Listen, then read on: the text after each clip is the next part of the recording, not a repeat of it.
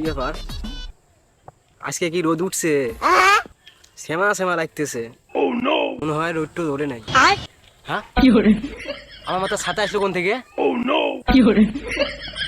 ওরে সর্বনাশ, কি রোদটা উঠছে! আল্লাহ, আমার সাথে পুড়ে গেল। আল্লাহ গো, আমার সাথে গেল। আল্লাহ গো, আল্লাহ আমার সাথে গেল। আল্লাহ, আমি কি কামটা করছি গো? আমার সাথে পুড়ে গেল গো। আল্লাহ, আমায় ছক্কা মাইরা দিল রে মেম্বরের পোলা। কি রোদ উঠছে! আমি ঠিক থেকে ভাল লাগছি না। আর আমার ছাতা কেমনে ঠিক আছে? না, মাথার উপর তো ছাতাও নাই। তাহলে ছাতার কথা বাদ। এখন আমার সাথে সম্পর্ক আছে রাস্তা, মানে আমি রাস্তার উপরে আছি। না না, রাস্তা আমার উপরে না, আমি রাস্তার না, রাস্তা রাস্তা আমার রাস্তা আমার উপরে। রাস্তা আমার উপরে। না না না, আমি রাস্তার উপরে।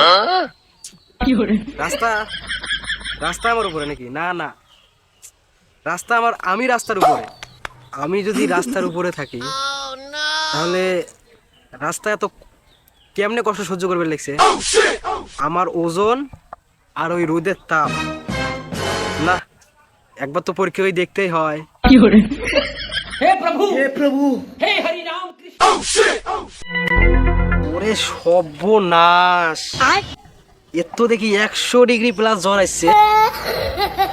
এক তো ডাক্তারের কাছে নিয়ে যাওয়া লাগবে। না না, এক ডাক্তারের কাছে যদি নিয়ে যাই তাহলে টাকা খরচ আমারে। আর আমি এত কষ্ট করে টাকা জমাইলাম, এই টাকা যদি এর পিছনে খরচ করি তাহলে আমার সব কষ্ট বেথায় যাবে। না, এক ডাক্তারের কাছে নিয়ে যাওয়া যাবে না। কি করা যায়, কি করা যায়? কি ব্যাপার? আমার পায়ে জুতে আসলো কোন থেকে? আর আমি আমার এই সম্পূর্ণ ওজন দিয়ে আমি এই জুতের উপর দিয়ে হাঁটতেছি, আর এই দিকে রাস্তার জ্বরের গরম আবহাওয়া আমার জুতার তলে। তার মানে সব শেষে এই দাঁড়ালো, আমার ওজন আর রাস্তার জ্বরের গরম আবহাওয়ায় আমার জুতে সেগুনা যাইতেছে। ওরে সর্বনাশ, আমি কি করছি! আল্লাহ আল্লাহ, আমার এই 14 বছর কাজ জুতে। আল্লাহ, আমি তো কোন লাইস পর্যন্ত জুতে কষ্ট দিইনি আমি। আল্লাহ, আমার জুতে সব শেষ হয়ে গেল। আমার এই 14 বছর কি কষ্টটা পাইছে রে! আমি আজ পর্যন্ত কষ্ট দিইনি এই জুতে। আমার জুতে আমি পরিবার ভালো লাগছি। না, আমার আর বেশি দেরি করা যাবো না। মাঠে আমার অনেক কাজ আছে, মাঠে যাইতে হইব। ও তুই মাঠে নেমে গেলি থেমে, ও তুই মাঠে নেমে গেলি থেমে, ডুবলে কাজ তো অনেক করলাম, যাই একটু কাজ জিরেই।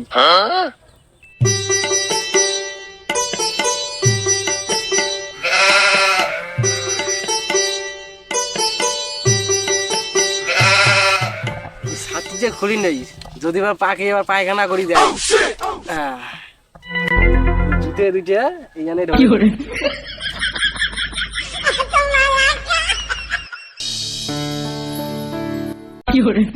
ওরে মনা যৌবনটা বৃথা গেল, চাইয়া দেখলি না রে মাখন তুলা রসের গোল্লা খাইয়া দেখলি না।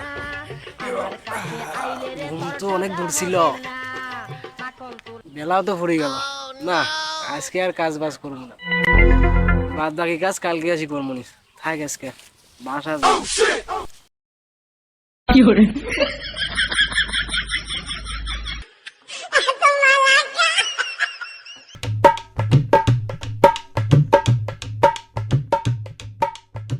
দেখ শালার কিপটের কাম দেখ, ছাতির উপরে জুতে নিয়ে যায়।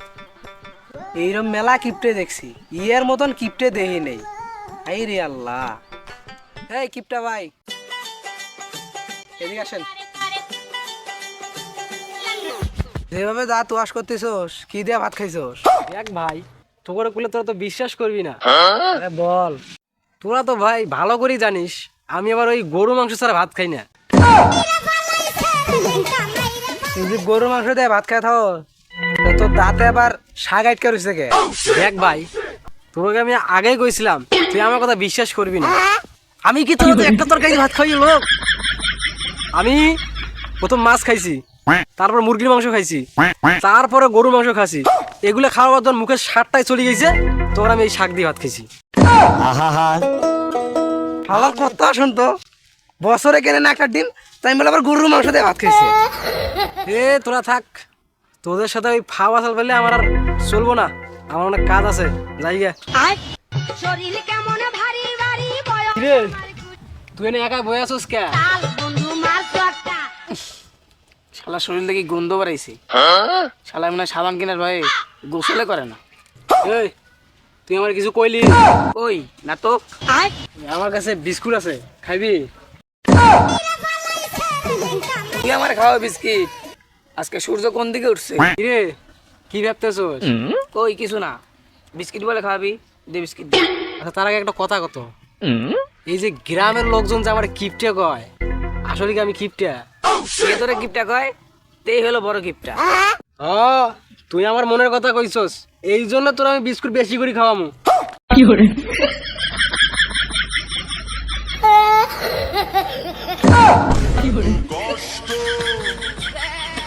বিস্কিট খা, আমি একটু আসি।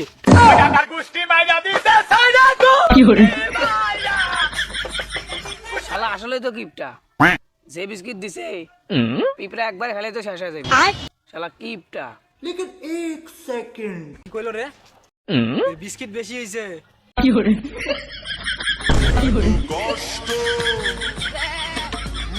মানুষের উপকার করতে নাই, শালাক বিস্কিট দিলাম বেশি, ওই গায়ে বিস্কিট বলে বেশি হয়েছে। এখন খা। কি রে, ওটা কিপটা না?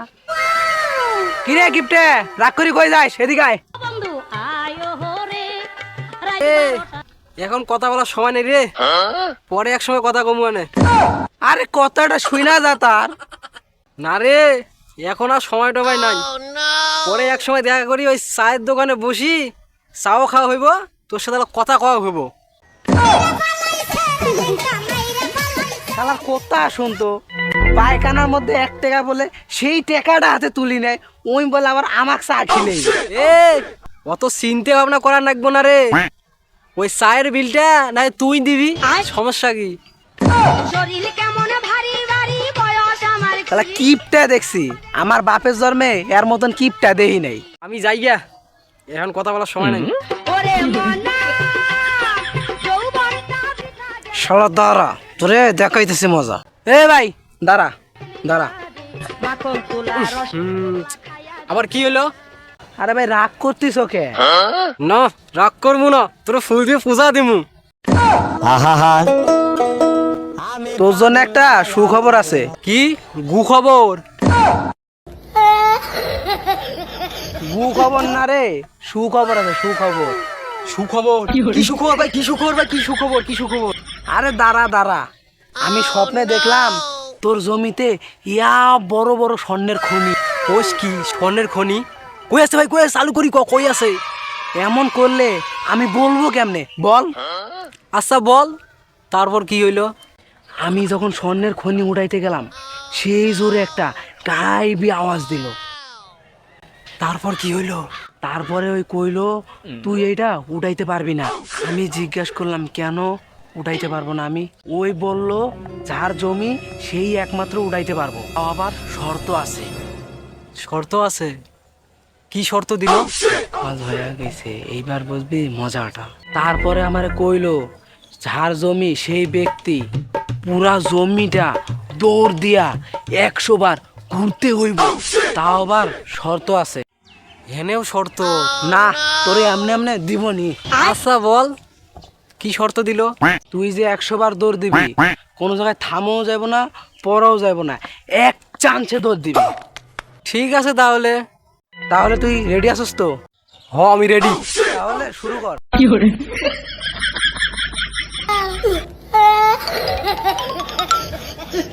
হ্যালো।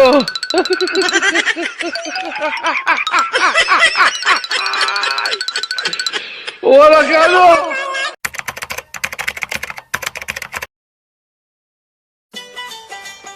এবার বল আমার স্বর্ণের খনি কনে? তার আগে বল কেমন লাগলো? কেমন লাগলো মানে? এগুলা সব ছিল আমার বানানি কথা। অনানি কথা মানে শালা দাঁড়াইস তো তোর দেখাইতেছি মজা। জলদি পালা রে। প্লিজ আমাকে ক্ষমা করে দাও প্লিজ